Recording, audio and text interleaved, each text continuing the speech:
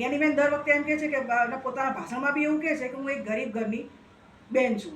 તો ગરીબ હોય તો આટલું બધું તેમની પાસે ના હોય.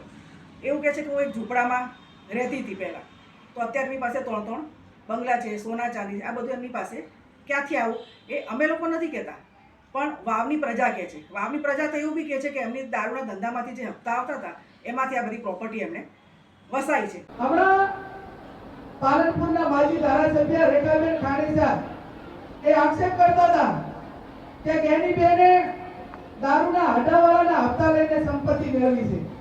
ત્યારે મારા સમાજને તમને બધાને રેખાબેનને મારા સમાજ વતી સંદેશો મોકલાવવો છે કે 182 માં તમે ધારાસભ્ય તરીકે બેઠા હતા ને ત્યારે કે મારા સમાજે પણ તમારા સામે બટન દબાયા છે.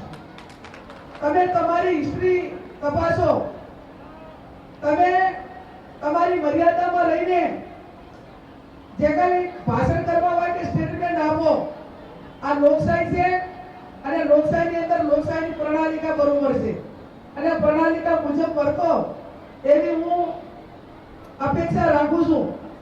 પણ સાથે સાથે એટલું પણ કહેવા માંગુ છું કે જ્યારે તમે ધારાસભ્ય તરીકે હતા ત્યારે આ પાલનપુર વિસ્તાર હોય કે સમગ્ર વિસ્તાર હોય એમાં ક્યાંય દારૂમાં રેડ પાડવામાં, કોઈ બુટલેગરો પર કેસ કરવામાં કે ક્યાંય કોઈને મદદ કરવામાં તમારું ચાહે નામ આવ્યું હોય અને એવી તમારી પાસે હિસ્ટ્રી હોય તો તમે તપાસ કરીને મૂકજો તો અમે તમને અભિનંદન આપશું.